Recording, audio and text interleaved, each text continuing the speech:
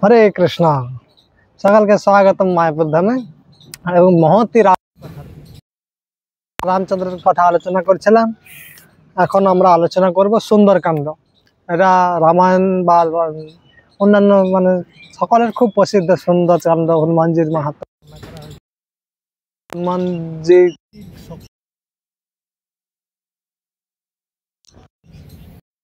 गौरचंद्राय राधिकाय तदालय कृष्णाय कृष्ण भक्ताय तद्भक्ताय नमो नमः। नमो ओम विष्णुपादाय कृष्ण पृष्ठाय भूतले श्रीमते भक्ति वेदांत स्वामी निति नामिने। नमस्ते सारस्वती देवे गौरवाणी प्रचारिणे निर्विशेष शून्यवादी पश्चात्देशतारिणे। शील प्रभुपाद की जय। रामाय रामचंद्राय रामभद्राय मेधस रघुनाथाय नाथाय सीताय पतये नमः। श्री रामचंद्र की जय। तो আমরা কিষ্কিন্ধাকাণ্ডে আলোচনা করলাম। হনুমানজি গেলেন মহেন্দ্র পর্বতে লাফ দেওয়ার জন্য। আর তখন মহেন্দ্র পর্বতে গিয়ে হনুমানজি তখন অন্যান্য বানররা বললেন যে তুমি ফিরে না আসা পর্যন্ত আমরা এক পায়ের উপরে দাঁড়িয়ে থাকবো, সকালে অনাহারে থাকবো, এক পায়ের উপরে থাকবো মানে অনাহারেই থাকবো। তো এইভাবে তখন হনুমানজি ওদেরকে শক্তি মানে বলে হ্যাঁ আমি একদমই করে আসবো। এইভাবে উনি তখন গিয়ে মহেন্দ্র পর্বতের উপরে গিয়ে উপস্থিত হলেন। তো মহেন্দ্র পর্বতের উপরে উঠে সর্বপ্রথমে সূর্যদেবকে, ইন্দ্র এবং নিজের পিতা বায়ু এবং ব্রহ্মাজিকে প্রণাম করে তখন সমস্ত পর্বতের উপরে উঠে বিশাল রূপ ধারণ করেছেন। আর রূপ ধারণ করে তখন আপনি পা এবং হাত দিয়ে বানররা যেভাবে হাত এবং পা দিয়ে পুরো পাহাড়কে পুরো একদম ধরে ফেলেছে। আর উনি যখন মানে লাফ দিবে এরকম দাবিয়েছে পাহাড়কে, আর তখন পুরো একদম নিচে গন্ধর্ব অপ্সরা মুনি ঋষিরা যারা তারা ভয় পেয়ে সবাই পালিয়ে গেছে। আর চাপে সমস্ত ঝর্ণাগুলো থেকে ফোয়ারার মতো জল বেরাচ্ছে। আর যে সকল সাপেরা বড় বড় সাপেরা নাগেরা বাস করতো তারা সব অগ্নিবর্ষা করছে ক্রোধে। আর পশু পাখিরা সব দৌড়ঝাঁপ করে সবাই চলে যাচ্ছে। তো এইভাবে যখন হনুমান পুরো একদম লাফ দেওয়ার জন্য প্রস্তুত হয়েছে, আর তখন হনুমানজি সমস্ত শক্তিকে সঞ্চার করে পুরো মাইন্ডকে স্থির করে পুরো একদম 100 যোজন মানে বুঝতে পেরেছেন, 1 যোজন সমান 8 কিলোমিটার না কত, 8 কিলোমিটার। তো 800 কিলোমিটার উনি লাফ দেবেন। তো এইভাবে পুরো একদম মনকে একদম নিয়ন্ত্রণ করে মাইন্ডকে ঠিক করে তারপরে তিনি দীর্ঘ নিঃশ্বাস নিয়েছে, প্রথম জোর করে নিঃশ্বাস নিয়েছে, পেশিকে পুরো টাইট করে ধরেছে। তারপরে তিনি একদম দাপ দিয়ে পুরো একদম আকাশে যখন উঠে, আর তখন উনার পেছনে সমস্ত গাছপালা আদি সব এরকম ভেঙে ঘুরতে ঘুরতে উনার পেছনে কয়েক কিলোমিটার পর্যন্ত উড়ে গিয়েছে। আর পাহাড় মানে সমুদ্রের জল ঘূর্ণি আকারে এভাবে ঘুরতে ঘুরতে ওনার পেছনে অতিক্রান্ত করে। তো হনুমান যেভাবে আকাশপথে যখন উড়ে যাচ্ছে মানে মেঘগুলো সব একসাথে এরকম মানে যখন হাওয়া দ্রুত গতিতে যায় তখন কি হয় পেছনে সব মেঘগুলো এভাবে হয়। তো সব মেঘ এরকমভাবে ঘুরছে আর সমুদ্রের জল ঝাম দিয়ে দিয়ে ওনার ছাতিতে ধাক্কা খাচ্ছে। এইভাবে হনুমানজি পুরো একদম আকাশপথে উড়ে যাচ্ছে। তখন বায়ুদেব সূর্যের থেকে নিজের পুত্রকে রক্ষা করার জন্য শীতল হাওয়া বর্ষণ করা শুরু, হাওয়া প্রবাহিত করছে যাতে হনুমানজি ক্লান্ত না হয়। এইভাবে তিনি আকাশপথে পুরো খুব দ্রুত গতিতে বর্ণনা করেছে যখন রামচন্দ্রের তীর ছাড়ে সেই তীরটা যেভাবে গতিতে যায় ঠিক সেইভাবে হনুমানজি গতিতে যাচ্ছে আকাশপথে। হ্যাঁ, তো এইভাবে যখন চলছে তখন তার যে ছায়াটা নিচে পড়েছে বর্ণনা করা হয়েছে যে 80 মাইল চওড়া ছায়াটা আর 240 মাইল লম্বা, এরকম ছায়াটা পড়েছে, মানে কত বিস্তার রূপ ধারণ করেছিলেন। হ্যাঁ, তখন मेघों के समूह के मध्य हनुमान चंद्रमा जैसा प्रतीत होते और उनमें से बाहर निकले पुनः दृष्टिगोचर হতো। তিনি তখন মেঘের ভেতরে প্রবিষ্ট হতেন তখন আবার সেখান থেকে যখন বেরাতে তখন মনে হচ্ছে চাঁদ বেরাতে, যেহেতু হনুমানজির গায়ের রং गेरुआ কালার সেহেতু সেই রকম প্রতীত হতে। तो आकाश से जाओ समय उन्हें सरलता कि भगवान राम के प्रति सम्मान व सागर देव को हनुमान को सहायता करने की इच्छा हुई। उनकी सहायता करने से वे कृतज्ञता प्रकट करना चाहते थे क्योंकि भगवान राम इक्ष्वाकु वंश में अवतरित हुए थे और राम के पूर्वज राजा सागर ने सागर की सीमाओं का विस्तार किया था। যখন হনুমানজি আকাশে উড়ে যাচ্ছিলেন তখন ভগবান রামের প্রতি শ্রদ্ধাবশত সমুদ্রদেব হনুমানজিকে কিছু সেবা করতে চাইছিলেন, কারণ রাজা সগর ছিলেন ইক্ষ্বাকু বংশের, রামচন্দ্র ইক্ষ্বাকু বংশে আবির্ভূত হয়েছিলেন, আর ইক্ষ্বাকু বংশের প্রধান একজন ব্যক্তি ছিলেন রাজা সগর। আর সগরের 7,000 পুত্রই সমুদ্রের সীমাকে বিস্তার করেছিলেন। তাই সাগরদেব প্রসন্ন হয়ে হনুমানজির সেবা করতে চাইছিলেন, আর তাই তিনি মৈনাক নামক একটা পর্বত সমুদ্রের নিচে নাগ মানে অসুরদের এবং নরক নিচে থেকে অসুররা যাতে উঠে আসতে না পারে, তাই মৈনাক পর্বতকে ওই দরজা বন্ধ করা ছিল। মৈনাক পর্বতকে আদেশ করলো যে তুমি গিয়ে আপাতত হনুমানকে বিশ্রাম করার জন্য একটু জায়গা প্রদান করে। যখন মৈনাক পর্বত উপরে উঠে এসে পাহাড় রূপে মাঝখানে বিশাল রূপে প্রকাশ হলো, আর এটা দেখে হনুমান চিন্তা করলেন নিশ্চয়ই কোনো রাক্ষস আমাকে প্রতিবন্ধক স্বরূপ। তাই তিনি কি করলেন, ছাতিতে দাবিয়ে দিয়েছে। আর তখন তার যে শক্তি দেখে মৈনাক বলছে না, হ্যাঁ পাওয়ার আছে হনুমান। তারপরে মৈনাক নিজেকে একটা মানবী রূপ ধারণ করে তার নিজের পর্বতের উপরে দাঁড়িয়ে বলছে, হে হনুমান, তুমি কিছু সময়ের জন্য এখানে বিশ্রাম করতে পারো। তোমার পিতার প্রতি আমার একটা কৃতজ্ঞতা রয়েছে, কারণ আমি যে আমার আগে এক সময় সমস্ত পাহাড়দের পাখা থাকতো, আর আমরা যেখানে সেখানে উড়ে বেড়াতাম। তো এইভাবে উড়তে উড়তে সমস্ত কখনো কখনো মুনি ঋষিদের মাঝখানে গিয়ে বসে পড়তাম, তাদের ঘর বাড়ি ভেঙে যেত, গাছপালা ভেঙে যেত। তাই একদিন দেবরাজ ইন্দ্র ক্রোধবশত বজ্র দিয়ে আমাদের সকলের পাখা কাটছিল, আর তখন পবনদেব আমার প্রতি কৃপা করে আমাকে তুলে এনে জলে রেখে দিয়েছিল, সমুদ্রে নিক্ষেপ করেছিল, আর তাই আমি ইন্দ্রের বজ্রের হাত থেকে মুক্ত হয়ে গেছি। তো সেই হেতু তোমার পিতার ঋণ শোধ করার জন্য আমি তোমার কাছে প্রার্থনা করছি তুমি কিছু সময় এখানে এসে বিশ্রাম করে। কিন্তু হনুমান বলছেন, কৃপয়া মুঝে ক্ষমা করে, परंतु मैं विश्राम नहीं कर सकता है, আমাকে ক্ষমা করুন, আমি বিশ্রাম করতে পারবো না। मैंने অন্য বানরে से यात्रा के दौरान विश्राम न करने का वचन दिया है, मेरे पास समय अल्प है।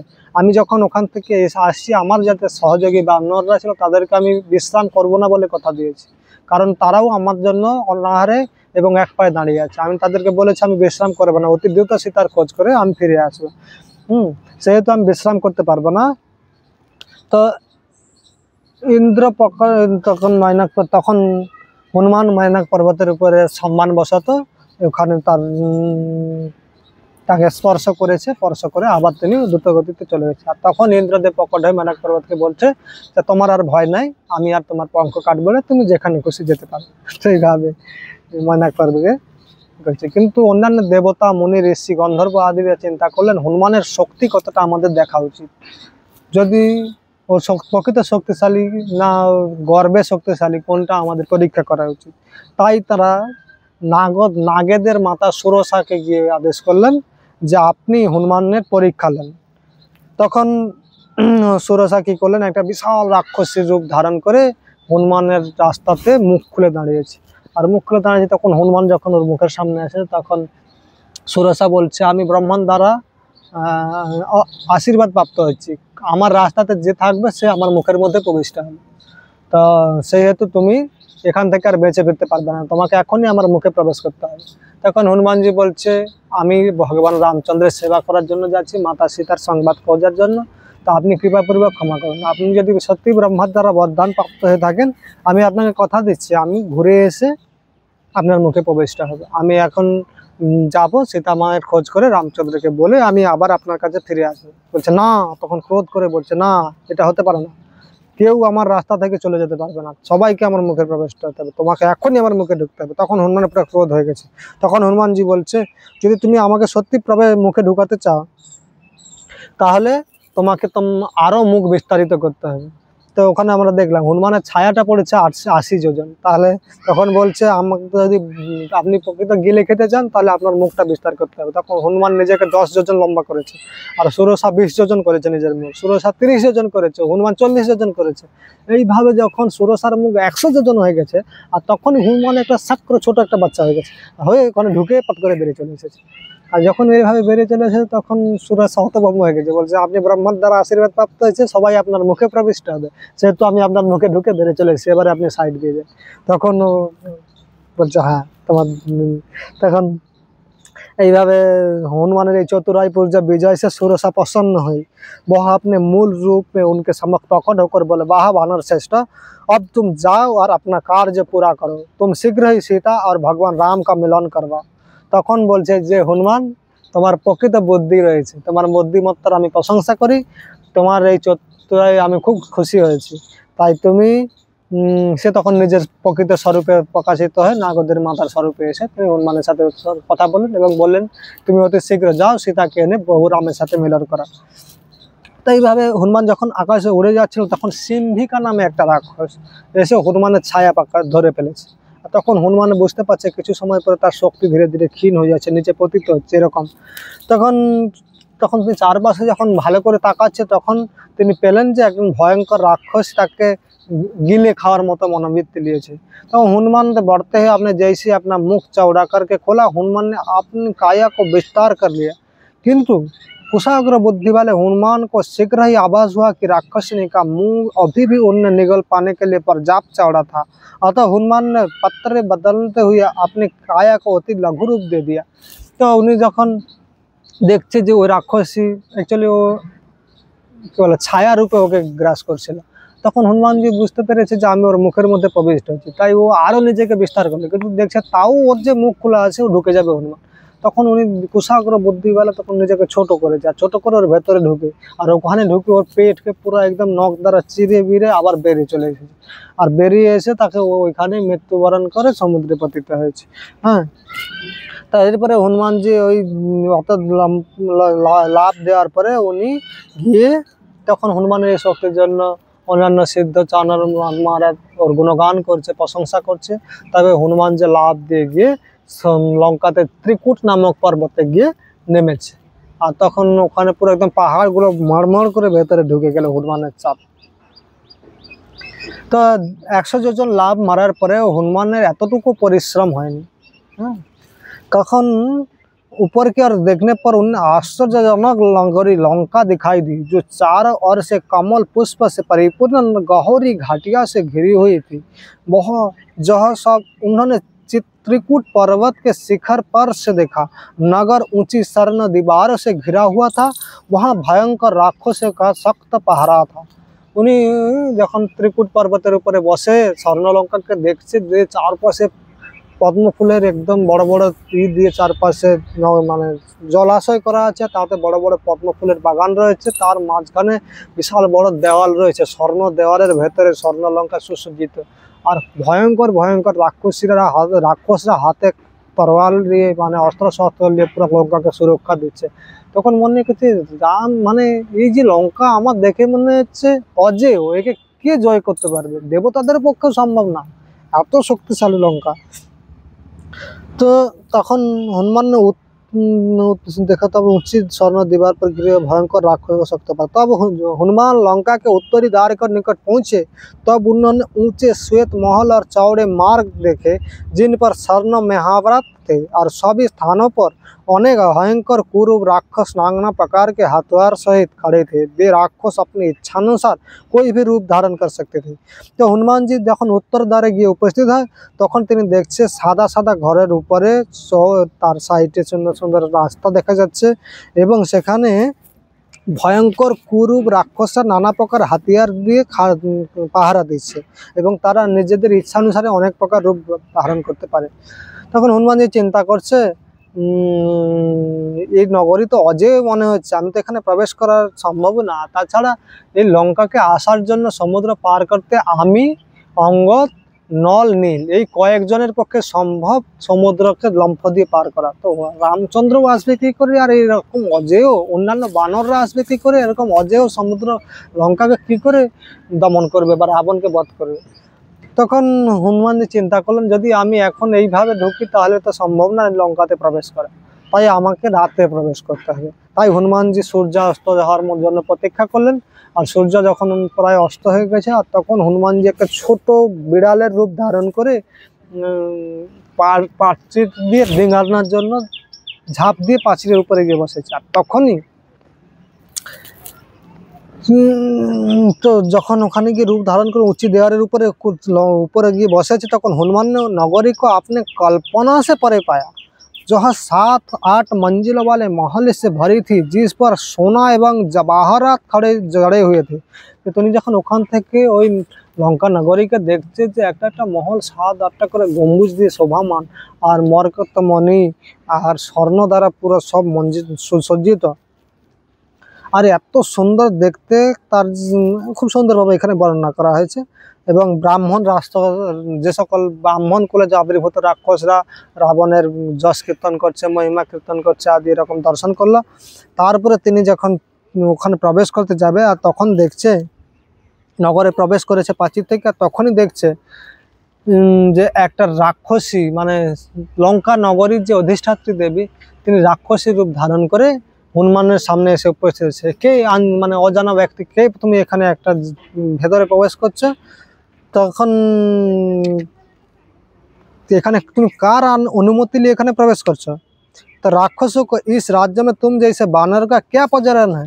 তুমি কার আদেশ নিয়ে এখানে প্রবেশ করেছো এবং তোমার মতো বানর বাচ্চা এইটুকু একটা জীবের এখানে কি প্রয়োজন আছে, তুমি এখানে কেন প্রবেশ করছো? তখন হনুমান ने कहा मैं तुम्हारे प्रश्न का उत्तर तभी दूंगा जब तुम मुझे अपना परिचय दोगी। তখন হনুমানজি বলছে আমি আমার পরিচয় তোমাকে তখন বলবো যখন তুমি আমাকে তোমার পরিচয় বলবে। তখন সে ক্রোধে রাক্ষসিনী বলছে আমি লঙ্কিনী, मैं रावण की और सावधानी पूर्वक इस नगर की सुरक्षा करती हूँ। तो आमी आमार नाम होच्छे लंकनी, आमी रावण एवं तार এই রাজ্যকে সুরক্ষা প্রদান করি, আর তুমি আমার অনুমতি বিনা তুমি এখানে প্রবেশ করতে পারবে না, আজ তুমি আমার হাতেই মরে যাবে, বধ হয়ে যাবে। হনুমান তখন বলছেন যে আমি এখানে শান্তিপূর্বকভাবে এসেছি, নগরটা দেখবো, দেখে চলে যাব, আমি কারো কোনো হানি করবো না, আমাকে যাওয়ার মতো অনুমতি দাও। তখন ও চিৎকার করে বলছে না, এটা হতে পারে না, इस नगरों में केवल राक्षसों का निवास है, भटकाने वाले बानर का जहाँ भ्रमण की अनुमति नहीं है। এটা কেবল রাক্ষসদের নিবাস স্থান, এখানে ঘুরে ফিরে वाला লাভ মারনে वाला বানরের কোনো স্থান নেই, তুমি এখনই এখান থেকে চলে যাও, আর না হলে আমি তোমাকে বধ করে দেব। তখন এই কথা বলে तो आबार हनुमान अनुरोध करছে मैं अपनी इच्छानुसार नगर को देखने के पश्चात इसी प्रकार चला जाऊँगा जैसे मैं आया हूँ। আমি এই নগরটা শুধুমাত্র দেখবো, আমি যেমন ভাবে প্রবেশ করছি কেউ জানতে পারবে না, আমি এইভাবেই বেরিয়ে যাব, তুমি আমাকে যাওয়ার অনুমতি দাও। তখন লঙ্কা ক্রোধ হয়ে লঙ্কিনী ক্রোধে চিৎকার করে বলছে नहीं तुम नहीं जा सकता है, তুমি যেতে পারো না। আর এই বলে রেগে বাম হাত দিয়ে হনুমানকে প্রহার করেছে। তখন হনুমানজি পুরো ক্রোধে রেগে গেছে, আর দিয়ে ওকে পুরো একদম কষে একটা থাপ্পড় দিয়েছে। তখন যেহেতু উনি স্ত্রী ছিল তাই হনুমান তার সমস্ত শক্তি লাগায়নি, জানে তো না হলে ও হরি বলে যায়। লঙ্কিনী একটা হালকা করে হনুমানজির চাপড় খেয়ে পুরো কান্না শুরু করেছে, মাটিতে গড়াগড়ি খেয়েছে, আর হনুমানজির কাছে ক্ষমা চাইছে, আমাকে ক্ষমা করে দাও, আমি একজন মহিলা, চোখে প্রকৃত মহান বীর কোনো মহিলার উপরে আঘাত করে না, তুমি আমাকে ক্ষমা করে দাও। আমি বুঝতে পেরেছি রাবণের মৃত্যু সময় এসে গেছে। যখন ব্রহ্মা আমাকে প্রতিষ্ঠিত করে আমাকে বলেছিলেন যে যেদিন তুমি একটা বানরের দ্বারা পরাজিত হয়ে যাবে সেদিন মনে করো রাবণ এবং লঙ্কার বিনাশের সময় হয়ে গেছে। তাই আমি এখন বুঝতে পেরেছি রাবণের সময়, অধার্মিক রাবণের মৃত্যু সময় এসে উপস্থিত হয়েছে, তুমি যাও শান্তিপূর্বকভাবে দেখে তুমি তোমার কাজ কর্ম করে আসো। এইভাবে লঙ্কিনী অনুমতি দিয়েছে, আর তখন হনুমান ভেতরে প্রবেশ করেছে। তো এবারে প্রবেশ করার পর উনি একটা একটা করে মহলের উপরে উঠে উঠে সমস্ত মহলগুলো এবং সমস্ত এখানে বর্ণনা করেছে। তো তারপরে হনুমান তো ওখানে অনেক প্রকার রাক্ষসদের দেখেছে, গুপ্তচরদের দেখেছে, তারপরে স্বর্ণা দ্বারা সবাই ঘর, তারপরে সেখানে तैनात 1 লক্ষ রাক্ষসকে সেনাকে भी দেখা। ওখানে বর্ণনা করেছে 1 লক্ষ কোটি রাক্ষস বাস করে, তার মধ্যে 1000 রাক্ষসকে সেনা, শুধু 1 লক্ষ।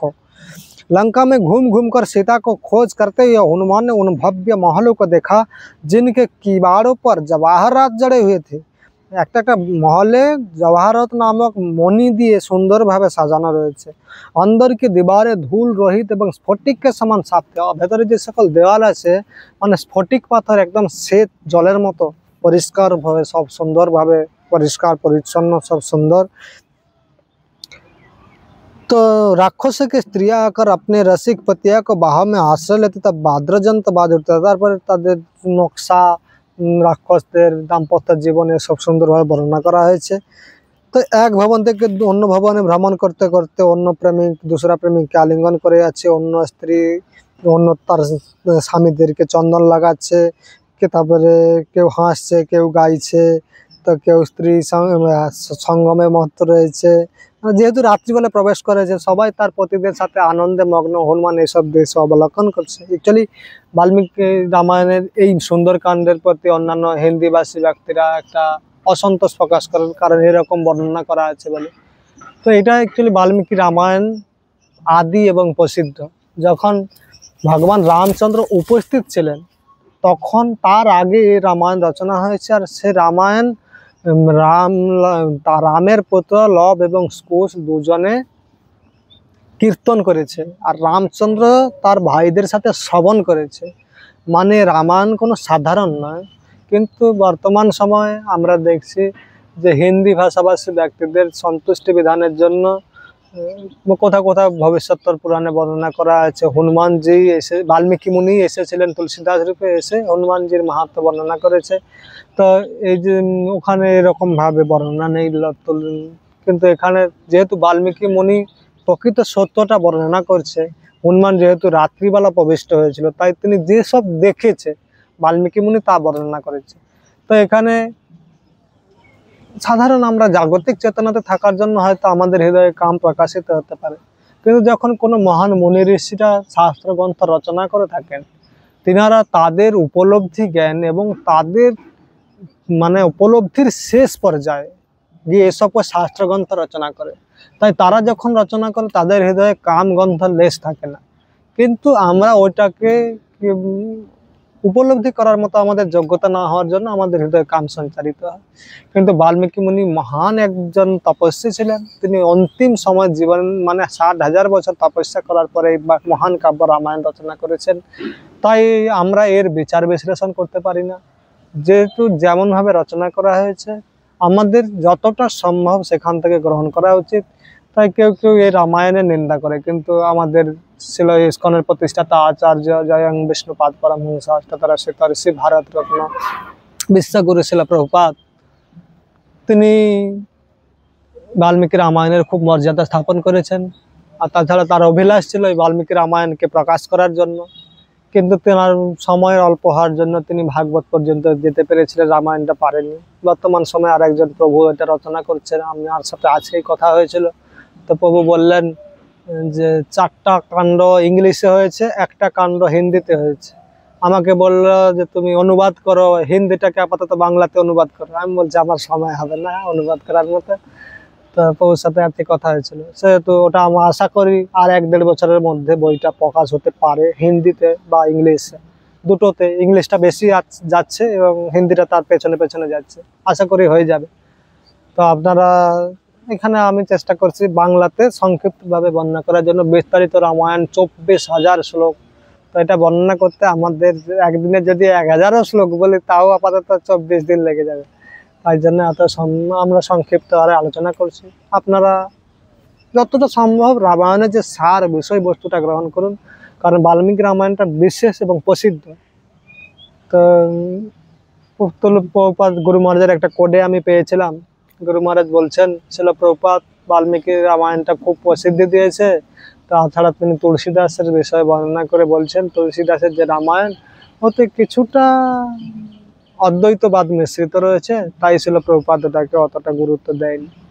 তো যেহেতু উনি রামানুজাচার্য সম্প্রদায়ের অনুগামী ছিলেন, সেহেতু তাদের যে বিশ্লেষণ আর আমাদের অচিন্ত ভেদাভেদ দুটো একটু আলাদা হবে, তাই ছিল প্রভুপাদ চাইছিলেন বাল্মীকি রামায়ণটার জন্য। তাই আমরা রামচরিত্র মানস আলোচনা করছি না, আমরা বাল্মীকি রামায়ণ আলোচনা করছি। আপনারা আশা করি বাল্মীকি রামায়ণ যে সার বস্তুটা গ্রহণ করে সন্তুষ্ট হবেন।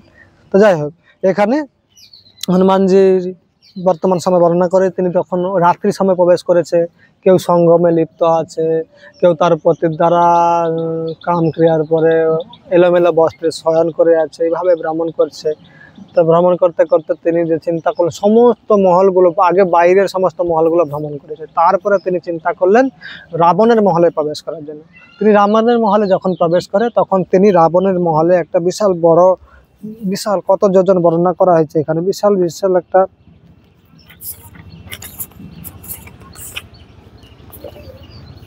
तो हनुमान ने देखे मानव वेश से ढंग से द्वारा खींचे जाने वाले दिव्य रथ में चढ़कर आकाश मार्ग से जा रहे रावण के महल का भीतर का वातावरण ऐसा था मानो स्वर्ग को बलपूर्वक लाया गया है।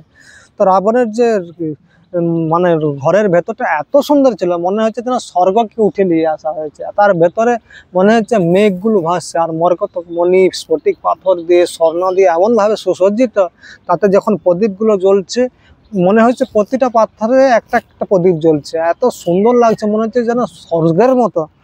হ্যাঁ, তো হনুমানজি ভ্রমণ করতে করতে रावण के उस बृहद प्रदेश में घूमते हुए हनुमान ने उन कक्ष में प्रवेश करने के उपायों पर विचार किया। अंततः वे उस कक्ष में पहुंचे जहां पुष्पक रथ रखा हुआ था। तो তিনি কোথায় প্রবেশ করে কোথায় বসে ওর মহলটা দেখবে সেই খুঁজে খুঁজে তিনি দেখলো মহলের ভেতরে একটা পুষ্পক রথ রাখা আছে। আর তার বর্ণনা করে বলছে, इस रथ का निर्माण मूलतः ब्रह्मा के लिए विश्वकर्मा ने किया था और वह रथ चालक के मानसिक निर्देशों पर आकाश में विचरण कर सकता था। ये रथ ब्रह्माजीर जन्य विश्वकर्मा निर्माण करेছিল আর এই রথ মানসিক নির্দেশে চলতে পারত। तो किंतु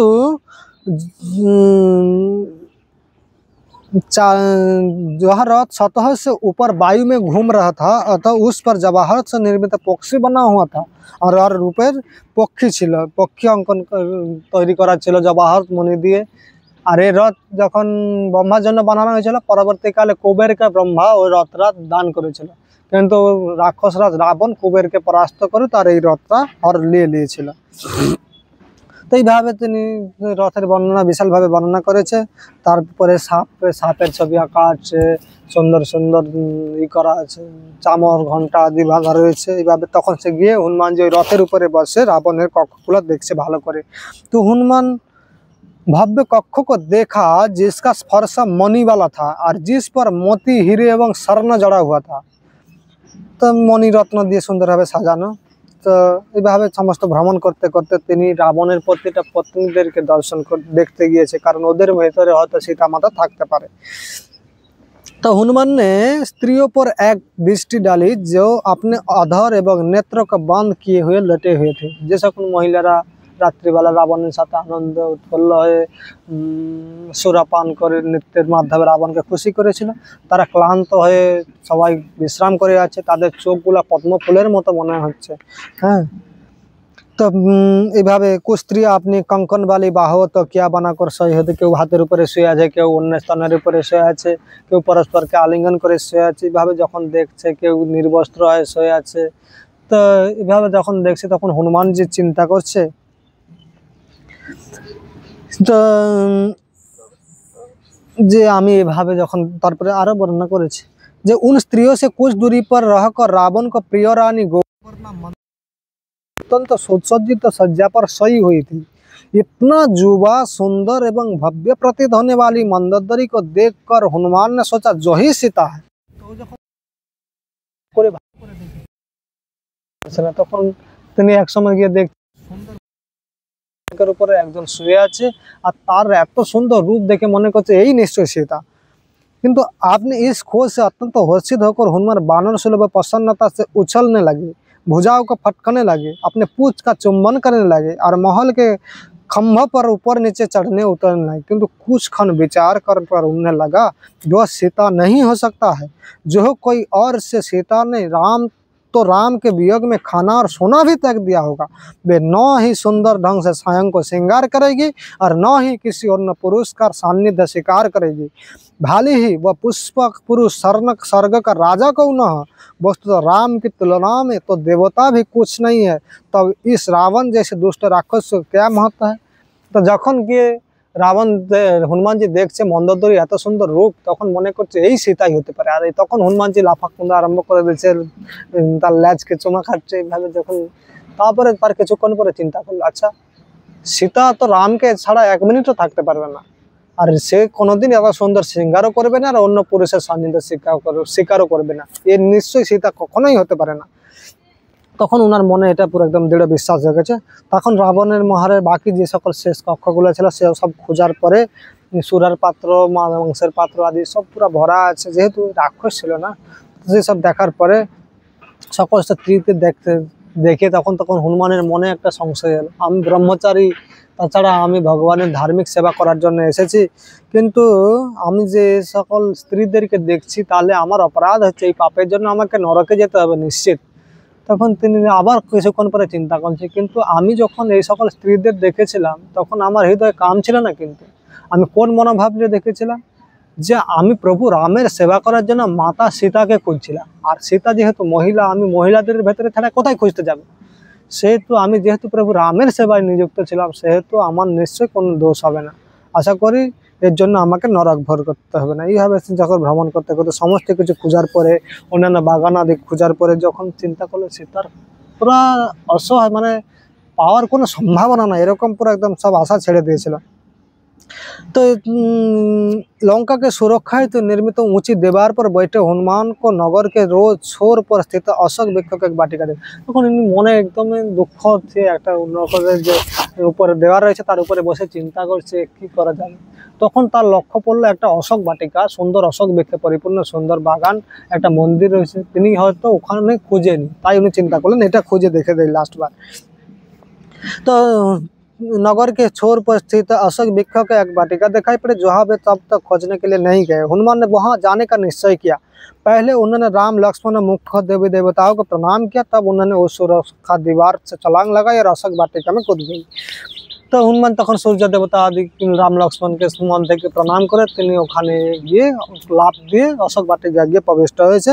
আর সেখানে গিয়ে তিনি দেখতে পেলেন একটা সুন্দর জলপ্রপাত, তার নিচে একটা অশোক গাছের নিচে একজন মলিন কাপড় পরা হওয়া শুকনো একটা স্ত্রী বসে আছে, পাশে একটা অনেক 184 খাম্বাওয়ালা 1000 স্তম্ভওয়ালা একটা সুন্দর মন্দির যেটা লঙ্কার মুখ্য দেবীর মন্দির এত সুন্দরভাবে দেখেছে। তখন তিনি দেখতে পেলেন ওই সেই যে গাছের নিচে স্ত্রীটা বসে আছে তার উপরে গিয়ে একটা বড় অশোক বাটিকার উপরে অশোক বৃক্ষের উপরে গিয়ে বসেছে।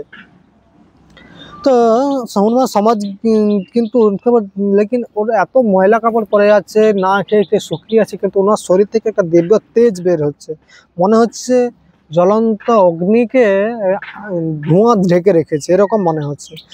हनुमान ने समझ गया कि वही स्त्री है जिसने रावण द्वारा लाते हुए देखा था। तो हनुमान जी दूर থেকে যখন ওকে দেখে তখন ওনার স্মরণ হয়ে গেছে যখন ওনারা 5 জন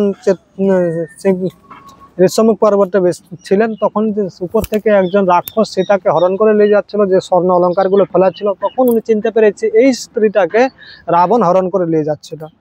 তখন जो आभूषण उन्होंने धारण किए थे वे राम द्वारा वर्णित आभूषण যখন সীতা মায়ের শরীরে যে চেহারা আভূষণ এসব দেখে তিনি বুঝতে পেরেছেন রাম যে যে নিশানা সব বলে দিয়েছিল সীতাকে এমন দেখতে এই জিনিস পরে আছে সব মিলে গিয়েছে।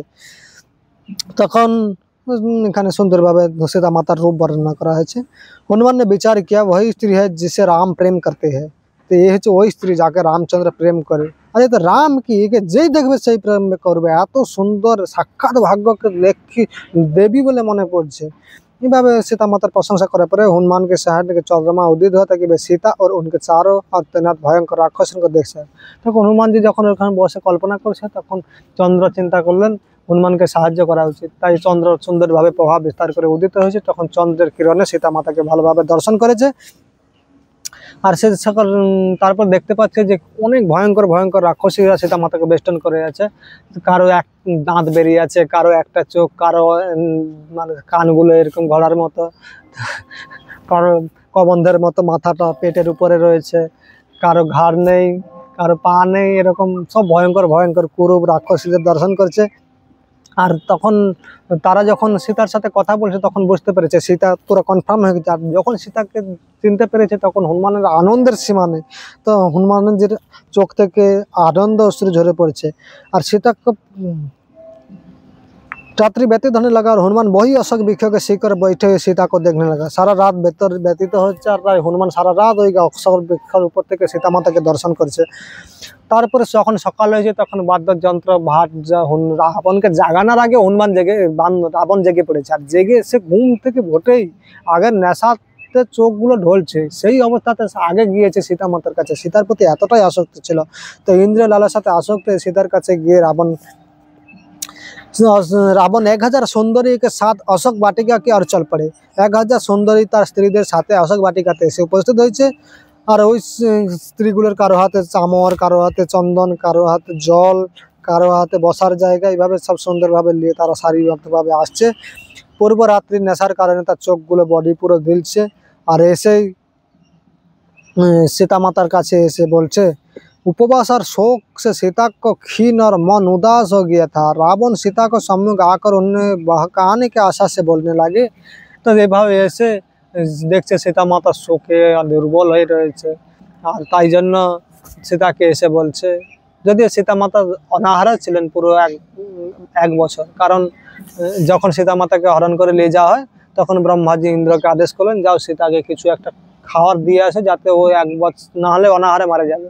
তাই ইন্দ্র এক সময় এসে সীতা মাতাকে এক দিব্য চরু প্রদান করে দিয়ে গেছিল।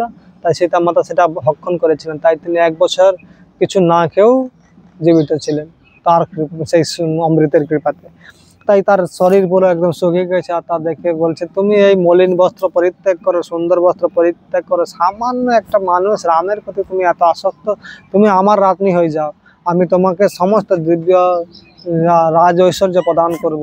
যা আমার কথাতে ইন্দ্র বৃষ্টি বর্ষণ করে, বায়ু আকাশে হাওয়া চালান করে, তা আমার সাথে তিলকের কারো সমযোগ্য হতে পারেন। তুমি এত সুন্দর পতি ছেড়ে সামান্য একটা রামের প্রতি এত কিসের আসক্তি, ওকে ত্যাগ করে দাও, তুমি আমার রানী হয়ে যাও। হে সুন্দরী, तुम आसत रही तो भूमि पर क्यों बैठे हो? तुम केन एरकम आसन छाड़ा भूमिर ऊपर बसे आछो? केन एरकम খারাপ কাপড় আদি পরে আছো? তোমাকে সুস্বাদু জল দেয়া হবে, তোমাকে সুন্দর সুন্দর আহার প্রদান করা হবে, তোমার জন্য আমি 1000 দাসী নিযুক্ত করে দেব, তুমি শুধু আমার পত্নী হয়ে যা। হে সর্বশ্রেষ্ঠ সুন্দরী, যুবাবস্থা শীঘ্রই যৌবন কাল শীঘ্রই সমাপ্ত হয়ে যায়, এই যুবক কালকে নষ্ট করা উচিত নয়, তুমি আমার পত্নী হয়ে যাও এবং আমার সাথে আনন্দ উপভোগ করো। और तुम बदल में तुम्हारी प्रसन्नता के लिए मैं कुछ भी करने के लिए तैयार हूँ। तुम चाहो तो मैं सारी पृथ्वी जीत कर उपहार स्वरूप तुम्हारे पिता राजा जनक को भेंट कर दूँ। তুমি যদি এর জন্য কিছু চাও, আমি সব কিছু দিতে প্রস্তুত। তুমি যদি মনে করো চাও এখনই সমস্ত পৃথিবীকে জিতে এনে তোমার পিতাকে উপহার দিয়ে দেবো, তুমি শুধু আমার পত্নী হয়ে যাও। যদি তুমি জীবিত हो तो तुम फिर उससे कभी नहीं मिलेगा। আর তুমি अगर আমার পত্নী না হলে তুমি কোনোদিন আর রামকে পাবে না, कारण आमी राम के जीवित থাকতে দেব না।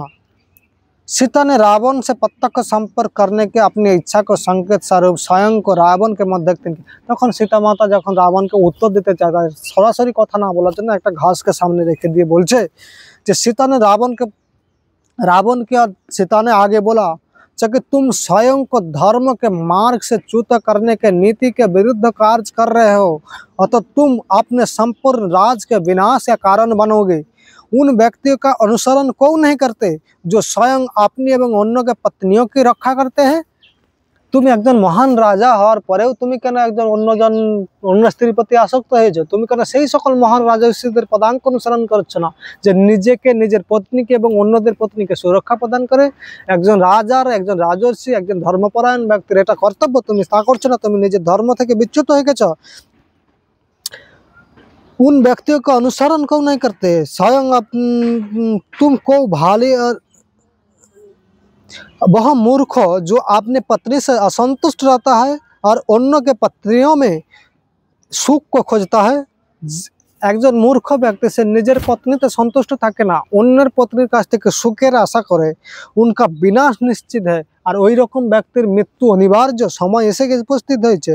तुम को सभी राक्षसों के विनाश का कारण बनना चाहते हो? তুমি কেন অন্যান্য সমস্ত রাক্ষসদের মৃত্যুর কারণ হতে চাইছো? क्या तुम्हें जो ज्ञाता नहीं है कि नीच व्यक्ति को विनाश पर सभी आनंद मनाते हैं? তুমি কি এটা জানো না একজন অধম ব্যক্তির মৃত্যুতে সকল আনন্দ উপভোগ করে? मैं तुम्हारे इन तुच्छ वैभव और राजोचित सुविधाओं से कभी आकर्षित नहीं होने वाले। तो आमी तुम्हार এই সুখ বৈভব আর রাজোচিত সুবিধাতে আমি এতটুকু আসক্তি হতে পারি না, তুমি ভুল বুঝছো। कारण आमी राम के भालोबासी और राम ही हमार एकमात्र प्रभु। कारण तुम उनके साथ मैत्री का प्रयास करना चाहिए, कारण रामेर काछे समस्त देवताराও पर्यन्त तुच्छ बोले मने करी। तुम्हार उचित তাকে যুদ্ধে তো কোনো দেবতারাও পরাস্ত করতে পারেন। তাই তোমার উচিত রামের সাথে মৈত্রীপূর্বক ব্যবহার করে আমাকে তার কাছে সমর্পণ করা। তাহলে রাম শরণাগতের প্রতি অত্যন্ত কৃপালু। তুমি যদি এখন গিয়ে আমাকে তার কাছে স্বেচ্ছাপূর্বক অর্পণ করো, রাম নিশ্চিত তোমাকে ক্ষমা করে দেবে, না হলে তার হাত থেকে তোমার কোনোদিন রক্ষা হবে না। तुम भले ही इंद्र के वज्र से स्वयं को बचा लो, किंतु राम के क्रोध से तुम नहीं बच सकते। जो केवल समय पर निर्भर है कि वे कब आकर तुम्हारे नीच कर्म के लिए तुम्हारा वध करेंगे। তুমি হয়তো ইন্দ্রের বজ্র থেকে মুক্ত হতে পারো, কিন্তু তুমি রাবণের ক্রোধ থেকে কখনো মুক্ত হতে পারবে না। তাই তোমার শুধু এটা সময়ের উপর অপেক্ষা করছে কখন রামচন্দ্র এসে তোমাকে বধ করবে, তুমি একটু অপেক্ষা করো। तो रावण ने कटाक्ष किया, सामान्य जब कोई पुरुष, तখন রাবণ বলছে সামান্য তো কোনো যদি পুরুষ কোনো মহিলাকে প্রপোজ করে বা মানে কি বলা যায় প্রেম নিবেদন করে, তাহলে সে মহিলা ঘুরে তাকে প্রতি সহায়তা, मतलब কি বলা যায়, কেউ তাকে প্রেম নিবেদন করলে সেও ঘুরে প্রেম নিবেদন করে। কিন্তু তোমার বিষয় দেখছি তুমি উল্টা করছো। तुम्हारे इन কটু বচनों के लिए मुझे तुम्हारा বধ कर देना चाहिए। তুমি যে এরকম কটু কথা বলছো তার জন্য আমার উচিত তোমাকে বধ করে দেওয়া, কিন্তু আমি তোমাকে খুব ভালোবাসি তাই আমি তোমাকে বধ করছি না। प्रेम का विचित्र स्वभाव तो देखो, जब कोई स्त्री अपने प्रियतम के प्रति रूखा व्यवहार करती है तब उनका प्रियतम उस स्त्री के प्रति और भी अधिक प्रीति दर्शाता है। এটা হচ্ছে প্রেমের রীতি। ওর কোনো প্রিয়তমা যদি তার প্রিয়তমকে কটু বচন বলে সে তার প্রিয়ার প্রতি আরও অধিক প্রীতি প্রদর্শন করে থাকে। यही एकमात्र कारण है तुम्हारा बात नहीं करता। আমার এটাই একমাত্র কারণ তুমি আমাকে এরকম কথা বলার পরেও আমি তোমাকে সম্মান করছি, এটা যে প্রেমের কারণে, না হলে আমি তোমাকে অনেক আগেই বধ করে ফেলতাম। অতঃ তোমাকে আমি 1 বছর সময় দিয়েছিলাম, সে 1 বছরের 10 মাস গত হয়ে গেছে, বাকি 2 মাস আছে। আমি কেবল 2 মাস তোমার জন্য অপেক্ষা করব। তুমি যদি না আমাকে গ্রহণ করো তাহলে আমার যে রাঁধুনিরা রয়েছে তারা তোমাকে টুকরো টুকরো কেটে আমার জন্য রান্না প্রস্তুত করে দেবে, আমি খেয়ে आनंद उपभोग করব। जहाँ उपस्थित रावण के अनेक पत्नियां ने जो उनके द्वारा बलपूर्वक घर कर लाई गई थी, रावण की चेतावनी सुनकर सीता के प्रति सहानुभूति की अनुभूति की तथा जैसे ही रावण चलने के लिए तैयार हुआ उन्होंने सीता को थोड़ा आश्वस्त किया।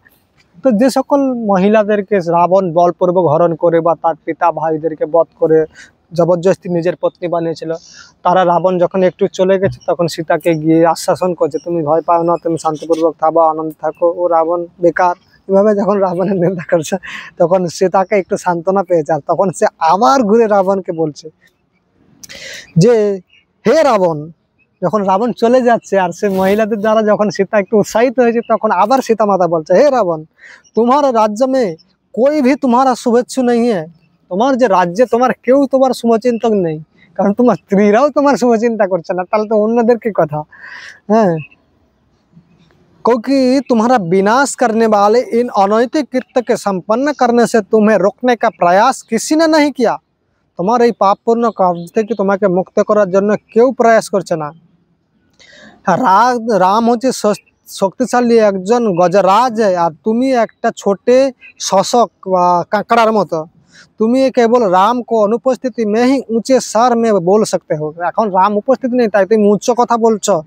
তো তবে আমি নিজে আমার যোগ শক্তির মাধ্যমে তোমাকে বধ করতে পারি, কিন্তু আমি এর মাধ্যমে আমার যে যৌগিক শক্তি সেটা নষ্ট করতে চাই না। তাছাড়া রাম আমাকে আজ্ঞা প্রদান করেনি। তুমি একটা মহামূর্খ, কেন তুমি ভগবান রামের পত্নীকে অপহরণ করার মতো বাজে কর্ম করেছ। তোমার এই রকম করার জন্য তোমাকে বিধাতা তোমার মৃত্যু কা নিমিত্ত বানানা চাতে हैं, কারণ এর মাধ্যমে আমার মনে হয় ব্রহ্মা আমাকে তোমার মৃত্যুর কারণ তৈরি করেছে। এই রকম কথা শ্রবণ করে রাম ক্রোধে উত্তেজিত হয়ে পুরো রাক্ষসরাজ রাবণ ক্রোধে উত্তেজিত হয়ে ওকে মারার জন্য গর্জন করে উঠে গিয়েছে। আর তব उसने वहाँ রাক্ষসিনী তখন অন্যান্য পত্নী এবং মন্দির দরি আদি ওকে সান্ত্বনা করে, আরে ওকে ছেড়ে দাও, কুরূপা একটা পত্নীকে আমাদের সাথে আনন্দ উপভোগ করো। বা মন্দোদরি যে রাবণের প্রিয় পত্নী ছিল, আলিঙ্গন করতে হয়ে রাবণকে নিয়ে যাচ্ছে। আর তখন রাবণ বলছে অন্যান্য রাক্ষসদেরকে বলছে, একে যেন তেন প্রকারে না আমার পত্নী হওয়ার জন্য একে রাজি করাও, হয় ধমকাও, মারো, ভয় দেখাও, যা দরকার হবে তাই করো, ওকে আমার পত্নী রূপে গ্রহণ করার, আমাকে পতি রূপে গ্রহণ করার জন্য ওকে সেইভাবে তৈরি করো। তো এইভাবে রাক্ষসদেরকে আদেশ দিয়ে চলে গেছে। তখন সমস্ত রাক্ষসরা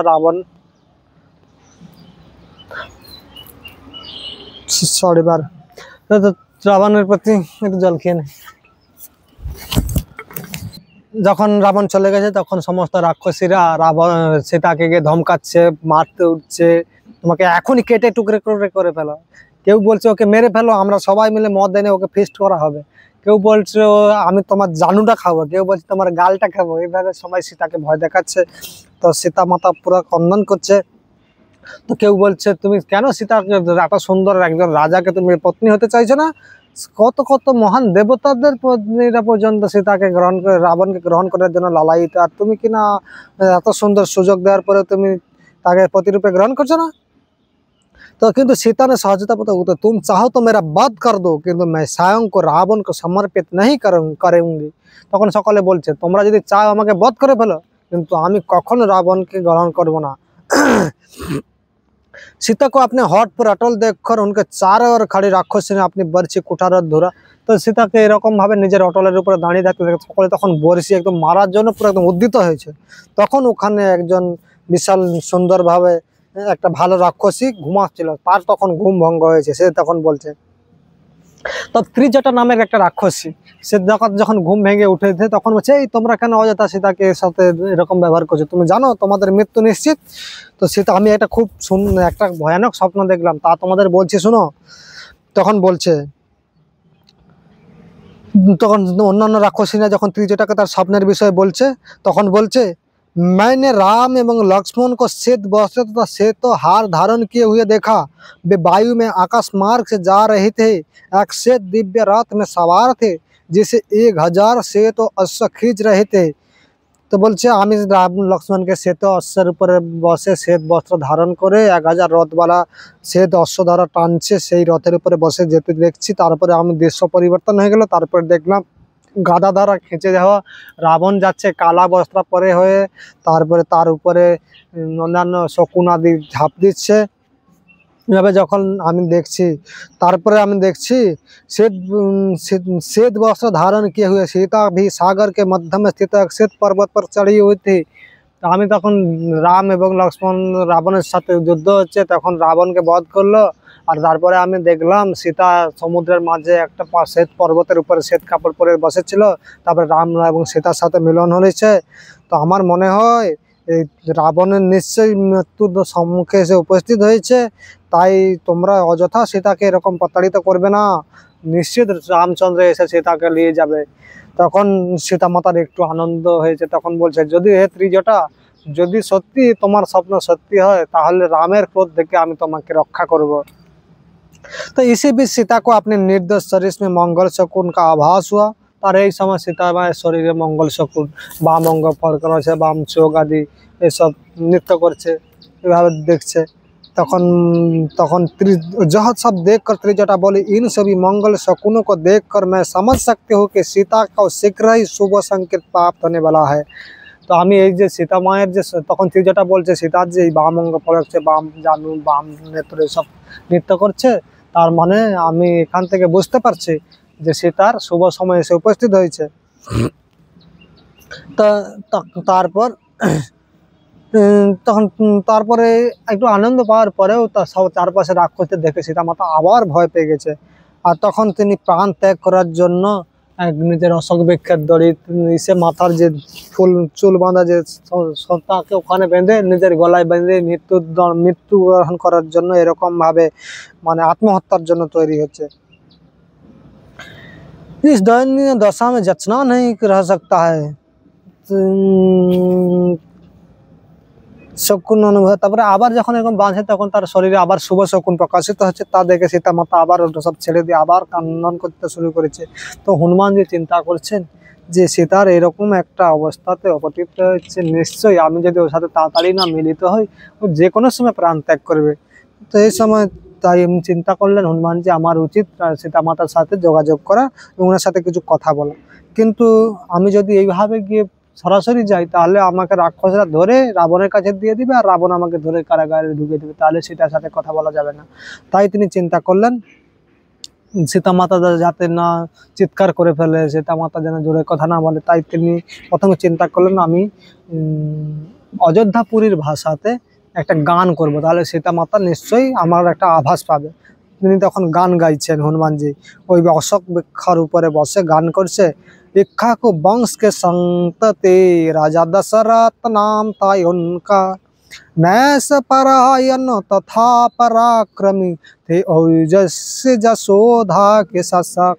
4 पुत्र हुआ बलशाली था राम से स्नेह अपार, शक्ति जिनकी है अनंत श्री विष्णु के मानव अवतार।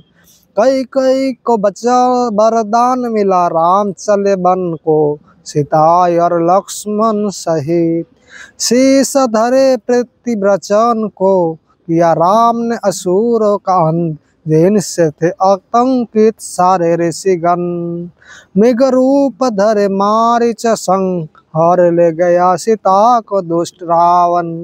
सीता की खोज करते हुए सुग्रीव मिले राम को, दक्षिण दिशा की ओर में भेजा मुझ हनुमान को।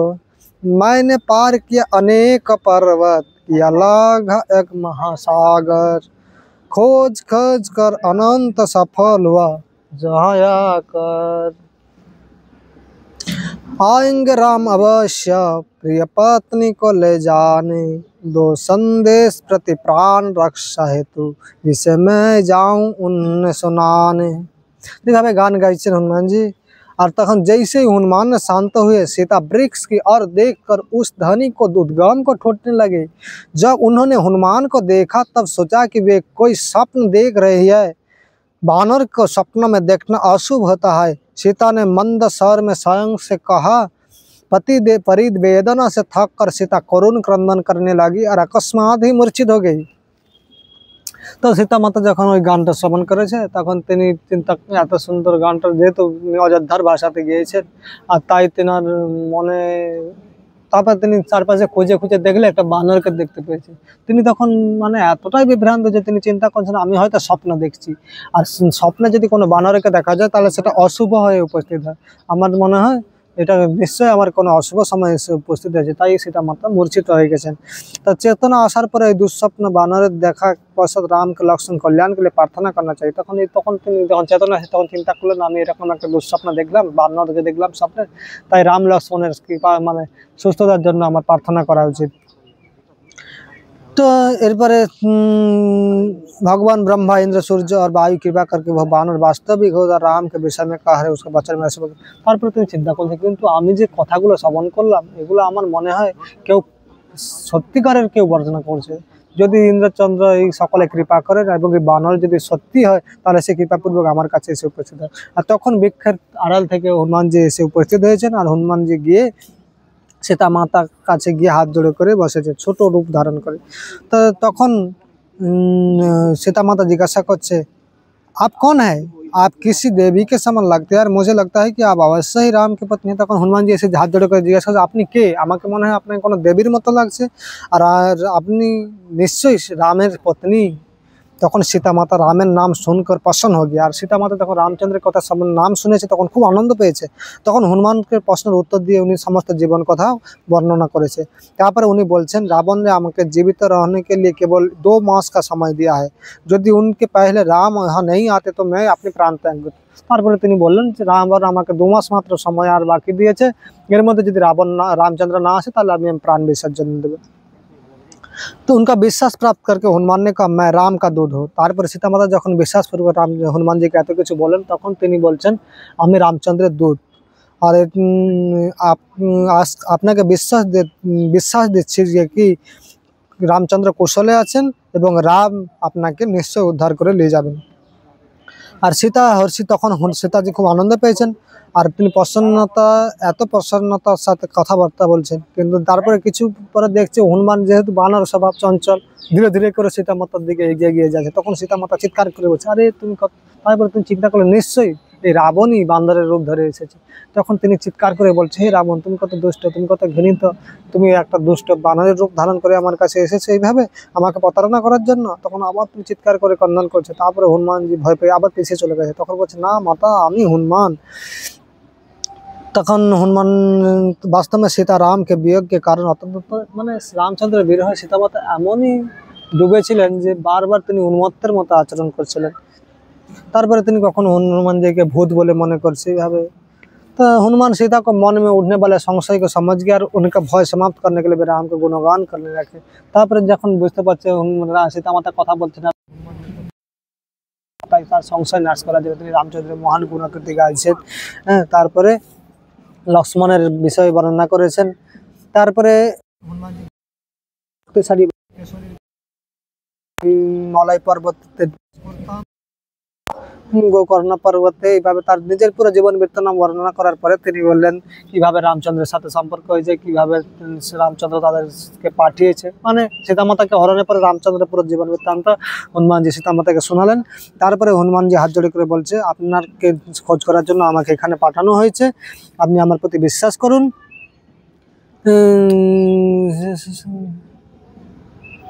তো তারপরে সীতামাতাকে বললেন, এই আপনি আংটি দেখুন এবং আমি যে রামের দূত তা বিশ্বাস করুন। আর রামচন্দ্র এখন ঋষমুখ পর্বতে অবস্থান করেছেন, তাই আপনার সাথে যে আমার দেখা হয়েছে, তাই রামচন্দ্রের জন্য আপনি কিছু উপহার প্রদান করুন, যাতে আমি রামকে দেখালে তিনি বিশ্বাস করে যে আপনার সাথে আমার যোগাযোগ হয়েছে। তখন সীতামাতা তখন সীতামাতা ওনাকে একটা তার মাথা থেকে একটা অলংকার খুলে দিয়েছে, আচ্ছা এটা গিয়ে তুমি রামচন্দ্রকে দেখাবে। আর এটা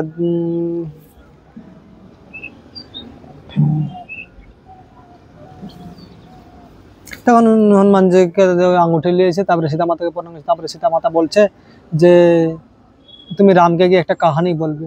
যখন এক সময় আমি এবং রামচন্দ্র চিত্রকূট পর্বতে ছিলাম, চিত্রকূট পর্বতে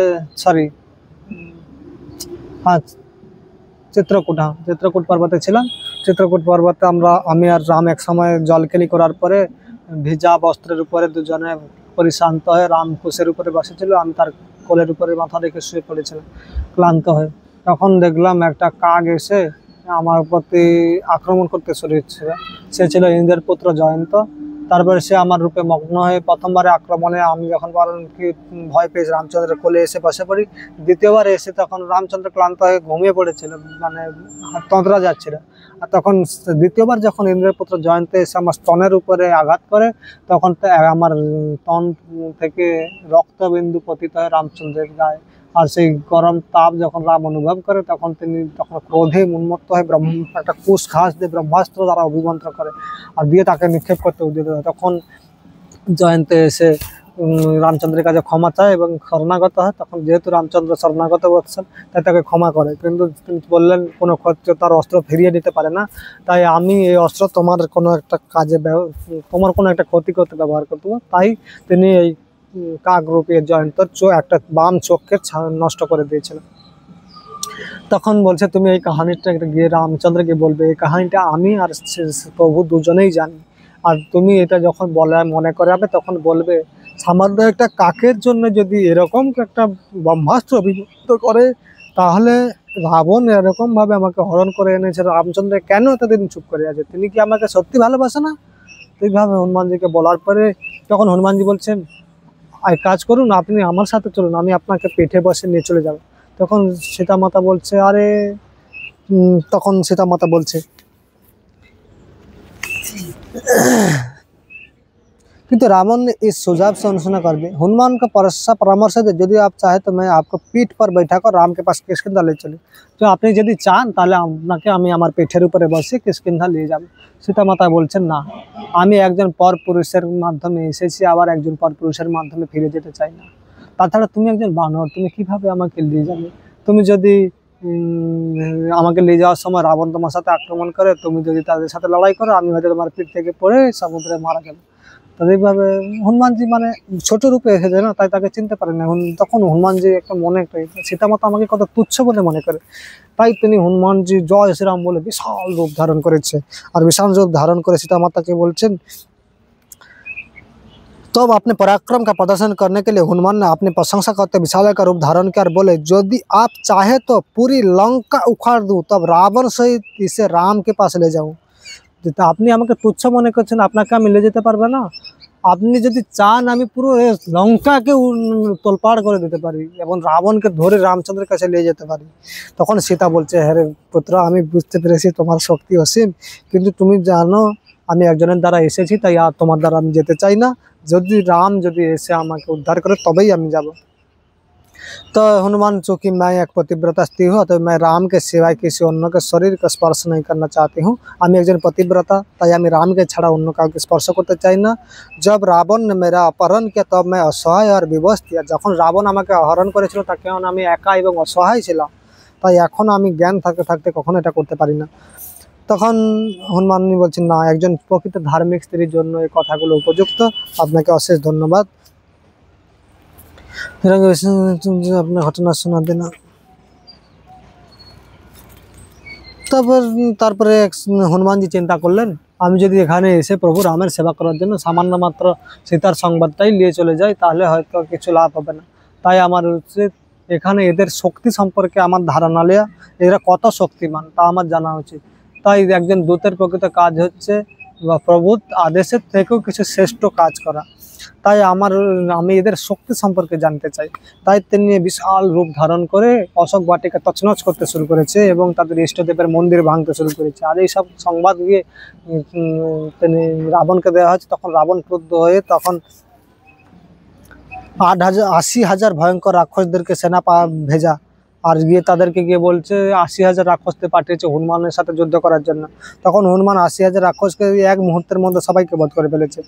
তারপরে তখন ওরা সকলে গিয়ে বলছে, সাধারণ বানর নয়, এই সব ভয়ানক বানর, এই 80,000 রাক্ষসকে একসাথে বধ করে ফেললো, তার কোনো পরিশ্রম হয়নি। তখন তারপরে তিনি তখন চিন্তা করে জাম্বুবলীকে পাঠিয়েছে। তো জাম্বুবলী এসে লড়াই করলো, তাকেও হনুমানজি পরাস্ত করে তাকে মেরে ফেলেছে। তারপরে আবার রাবণ তার মুখ্যমন্ত্রী 7 জন পুত্রকে পাঠিয়েছে, তাদেরকেও হনুমানজি মেরে ফেলেছে। তারপরে রাবণ তার 5 জন প্রমুখ সেনাপতিকে পাঠিয়েছে, তাদেরকেও হনুমান বধ করে ফেলেছে। এরপরে রাষ্ট্রে তার পুত্র অক্ষকে পাঠিয়েছে, হনুমানজি তাকেও বধ করে ফেলেছে। এরপরে শেষ পর্যন্ত আর উপায় না পেয়ে তার জ্যেষ্ঠ পুত্র ইন্দ্রজিৎকে পাঠিয়েছে। তখন ইন্দ্রজিৎ এসেছে, তখন ইন্দ্রজিৎ এসে হনুমানের সাথে অনেকক্ষণ লড়াই করলো। আর ইন্দ্রজিৎ যেহেতু ইচ্ছাপূর্বক রূপ ধারণ করতে পারত, সেই অদৃশ্য হনুমানের সাথে লড়াই করেছে। তখন হনুমানজিও তার সাথে অনেকক্ষণ লড়াই করার পরে তখন চিন্তা করলো সাধারণ বানর নয়, একইভাবে লড়াই করে হবে না। তাই সে ব্রহ্মাস্ত্র দ্বারা হনুমানজিকে বেঁধে ফেলল। তখন যখন ব্রহ্মাস্ত্র নিক্ষেপ করছে তখন হনুমানজি ব্রহ্মাজির প্রতি সম্মানবশত বন্ধন স্বীকার করেছে। আর হনুমানজিকে আশীর্বাদ প্রাপ্ত ছিলেন যে ব্রহ্মাস্ত্র তার জন্য কোনো কাজ করবে না। কিন্তু হনুমানজি চিন্তা করলেন যে রাবণের দরবারে যাওয়া উচিত, রাবণের সহকারীদের দেখা উচিত। তাই হনুমানজি স্বেচ্ছায় বন্ধন স্বীকার করলেন। তারপরে যখন হনুমানজিকে ব্রহ্মাস্ত্র দ্বারা বন্ধন করেছে, আর এদিকে রাক্ষসরা কি করেছে, দড়ি দিয়ে তার উপরে বাঁধা শুরু করেছে। যখন একটা অস্ত্রের সাথে আরেকটা অস্ত্র প্রয়োগ করা হয় তখন সেই অস্ত্রটা প্রভাবহীন হয়ে যায়। যখন ব্রহ্মাস্ত্রের উপরে দড়ি দিয়ে বেঁধেছে তখন ব্রহ্মাস্ত্রের প্রভাব নষ্ট হয়ে গেছে। হনুমানজি বুঝতে পেরেছে, তারপরেও তিনি স্বেচ্ছায় বন্ধন স্বীকার করেছে। তারপরে তাদেরকে টানতে টানতে রাবণের সম্মুখে নিয়ে উপস্থিত করা হয়েছে। তখন রাবণ দেখে হনুমানজিকে হাসছে খুব। तो इस प्रकार रावण क्रुद्ध था कि हनुमान को देखकर शंका करने लगा। रावण चकित होकर सोचना, क्या वो भगवान शिव का वाहन नंदी बैल है जिसके द्वारा तिरस्कार किए जाने के कारण मुझे शाप दिया था। तो उन्हें हनुमान को देखी चिंता করছে, এর এত শক্তি, এতজন রাক্ষসকে আমার পুত্রদেরকে বধ করে ফেলেছে, এ কি সেই যে শিবের বাহন নন্দী যে আমাকে অভিশাপ দিয়েছে, না অন্য কিছু? এভাবে যখন সংশয়ের মধ্যে ছিল তখন হনুমান বলছে, বানর सुलभ जिज्ञासा के कारण मैं जहाँ केवल रावण से मिलने की इच्छा से आए हूँ। আমি হচ্ছি রামচন্দ্রের দূত, আমি রাবণের সাথে মিলন করার জন্য এসেছি। আর আমি এখানে পরামর্শ দিতে এসেছি রামের হয়ে, যে রামের পত্নী সীতাকে রাবণ হরণ করে মহা অপরাধজনক কৃত্য করেছে। তাই ইমিডিয়েটলি সীতাকে তার কাছে প্রেরণ করা হোক। আমি সীতা মাতার হয়ে আমি রাবণের শহীদ হিসাবে পরামর্শ দিচ্ছি। আমি যদি ব্রহ্মার দ্বারা আশীর্বাদ প্রাপ্ত ছিল, আমাকে কেউ বধ করতে পারবে না, কিন্তু আমি ব্রহ্মাস্ত্রের প্রতি সম্মানবশত রাবণের শক্তিগুলো দেখার জন্য এখানে স্বেচ্ছায় বন্ধন স্বীকার করে এসেছি। তখন সবাই মিলে যখন রাক্ষসগুলো ধরে রেখেছে, তখন রাবণ চিৎকার করে বলছে, একে বধ করে দাও। তখন বিভীষণ তার অগ্রজকে বলছে যে, হে রাবণ, হে জ্যেষ্ঠ ভ্রাতা, আপনি একজন রাজা আর আপনি ধর্মপরায়ণ, আপনার উচিত কোনো দূতকে বধ করা কোনো শাস্ত্রে লেখা নেই। হয় তাকে মুন্ডন করে দেওয়ার কথা লেখা আছে, আগুন দিয়ে তাপ দেওয়ার কথা লেখা আছে, কোনো অঙ্গহানি করে দেওয়ার কথা বলা হয়েছে, চোখ নষ্ট করে দেওয়ার কথা বলেছে, কাউকে বধ করার কথা, দূতকে বধ করার জন্য শাস্ত্রে উল্লেখ নেই। আপনি অন্য একটা কোনোভাবে হনুমানকে সাজা দিতে পারেন, ওকে বধ করতে পারেন। তখন রাবণ একটু বিভীষণের প্রতি সহায়তা কথাতে সদ উপদেশে একটু বুদ্ধি এলো। তখন তিনি রাবণ কি করলো, বলছে বানরদের একসাথে ল্যাজগুলোকে খুব ভালোবাসে, তাই ওই ল্যাজে আগুন লাগিয়ে দাও। তখন কি করলো, সুতির কাপড়কে লেজের মধ্যে বেঁধে তেলের মধ্যে ডুবে তাতে আগুন লাগিয়ে দিল। তা আগুন ডালিয়ে তাকে নগর পর্যন্ত নিয়ে গিয়ে সমস্ত নগরের মাঝখানে অপমানজনক ভাবে ব্যবহার করতেছে। তখন হনুমানজি চিন্তা করলেন, একজন রামচন্দ্রের দূত হয়ে এরকম একটা অপমানের শিকার হবে, সেটা প্রভু রামের জন্য ঠিক না। তাই আমার এমন কিছু করা উচিত যাতে এর শিক্ষা ওরা পায়। তাই তিনি কি করলেন, সমস্ত লঙ্কাতে বড় বড় মহলগুলোতে গিয়ে আগুন লাগিয়ে দিল।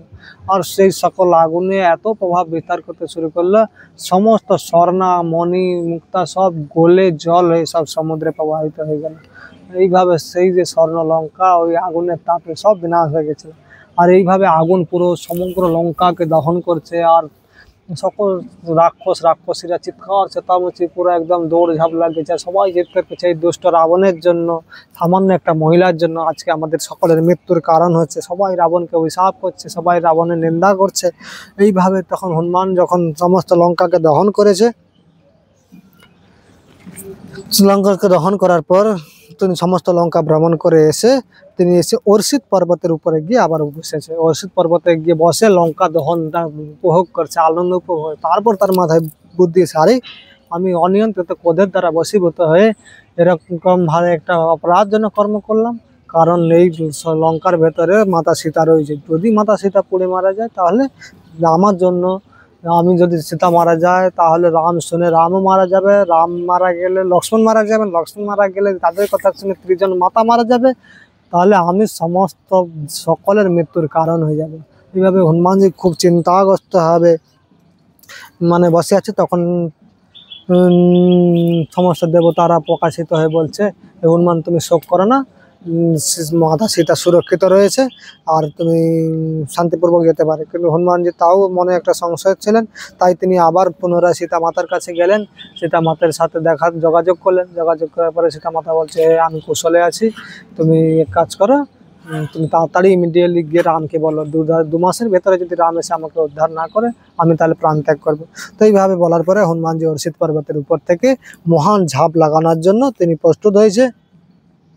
তো এরপরে সেখান থেকে ওই পর্বত থেকে যখন ঝাঁপ দিচ্ছে, তখন 30 যোজনের উঁচা পর্বত ধসে মাটির সমান হয়ে গিয়েছিল। তো ওখান থেকে লাভ দিতে হয়ে তিনি আবার পুনরায় মৈনাক পর্বতে সম্মান প্রদর্শন করে তাকে স্পর্শ করে উনি গিয়ে মহেন্দ্র পর্বতে গিয়ে নেমেছে। আর তখন গিয়ে হনুমানজি ল্যাজ ধুলাতে ধুলাতে তো তিনি তখন ওখানে গিয়ে যখন তখন অন্যান্য বানরা বুঝতে, হনুমান এত আনন্দিত, মানে নিশ্চয়ই কোনো শুভ সংবাদ আছে। তাই তোমার সকলে মিলে এসে হনুমানজির সাথে সম্পর্ক করেছে, হনুমানের সাথে কথা বলছে। তখন হনুমানজি সকলকে কুশল পরামর্শ দিয়েছে, সব কুশল আছে। হনুমানজি পুরো লঙ্কার বৃত্তান্ত বর্ণনা করেছেন, সকলে শুনে খুব প্রসন্ন হয়েছেন।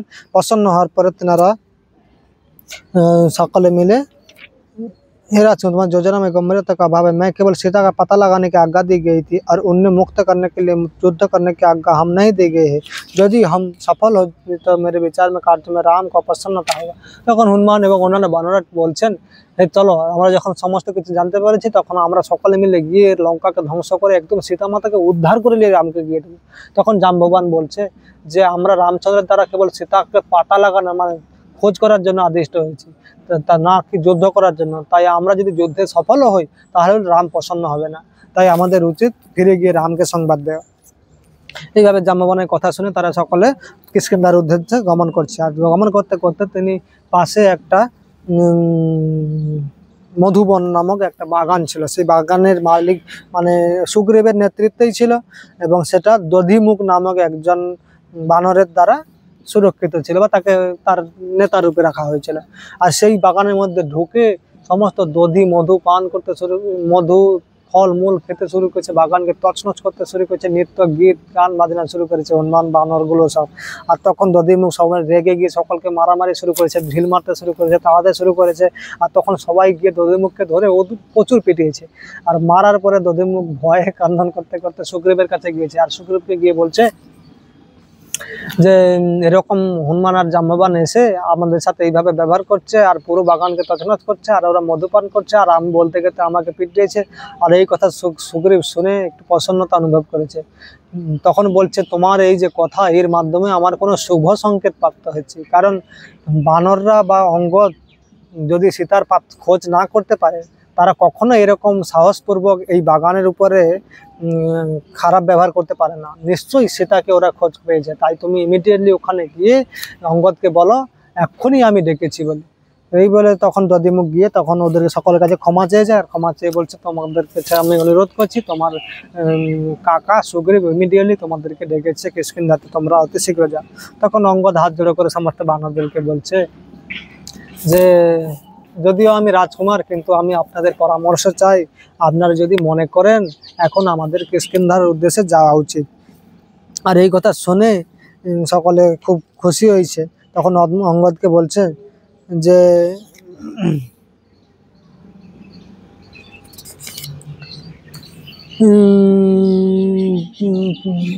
তখন এর কথা শুনে বানররা বলছে যে হে রাজকুমার, আপনার যে বিনয় এবং নম্রতা একজন শ্রেষ্ঠ ব্যক্তির জন্য যথাযথ। কারণ আপনি একজন রাজকুমার হলেও আমাদের সাথে যে এরকম বিনয়ভাবে আমাদের পরামর্শ চাইছেন, আমরা খুব প্রসন্ন। তাই আমাদের এখনই ফিরে যাওয়া উচিত, কারণ আমাদের অনেক সময় অতিবাহিত হয়ে গেছে। আর এই কথা বলার পরে সকলে মিলে ওখানে সুগ্রীবের কাছে উপস্থিত হলেন। তখন সুগ্রীবকে গিয়ে প্রণাম করলেন, রাম লক্ষ্মণকে গিয়ে প্রণাম করলেন। তখন সকলে হনুমানজিকে সামনে করে দিলেন। তখন রাম লক্ষ্মণকে হনুমানজি সমস্ত বৃত্তান্ত বলে শোনালেন। আর এবং সেই কুয়ার কাহানি বললেন, কাকের কাহানি বললেন, এবং মাথার যে অলঙ্কার দিয়েছিল রামচন্দ্রকে দিলেন। রামচন্দ্রকে দেওয়ার পর इंद्रपुत्र जयंत के आपके द्वारा दंडित किए जाने की घटना सुनाने के पश्चात बोलছে এই इंद्रपुत्र जयंतर कहानी শোনানোর পরে সীতা বলছেন, সীতামাতা খুব বিরহ রয়েছে, খুব দুঃখে রয়েছে, খুব যাতনার মধ্যে রয়েছে। যে আপনি যদি অতি শীঘ্র না ওনাকে রক্ষা করেন, উনি হয়তো যাতনা সহ্য না করতে পেরে প্রাণ ত্যাগ করবে। আর এইভাবে হনুমানজি যখন বলেন তখন এবং হনুমানজি বলছে, আমি সীতামাতাকে আনতে চাইছিলাম, কিন্তু তিনি আমার সাথে আসতে রাজি হয় না। তাই হে প্রভু, আমি আপনার কাছে প্রার্থনা করছি, আপনি কৃপাপূর্বক সীতামাতাকে অতি শীঘ্রই উদ্ধার করুন, নাহলে তিনি হয়তো আর প্রাণ ধারণ করতে পারবে না। এইভাবে হনুমানজি রামচন্দ্র তখন সীতামাতার কথা শুনে খুব ক্রন্দন করছে এবং দুঃখে মর্মাহত, সকলে খুব দুঃখপ্রাপ্ত। তারপরে এখানেই তো এইখানে হনুমানজি বর্ণনা করার পরে রামচন্দ্র শুনে এখানে সুন্দরকাণ্ড সমাপ্ত। বিশ্রাম টেনে দিলাম লাস্টের দিকে, কারণ সময় খুব কম রয়েছে। পরবর্তীকালে আমরা যুদ্ধকাণ্ড বর্ণনা করব, আপনারা সঙ্গে থাকবেন। সকলকে ধন্যবাদ। হরে কৃষ্ণ।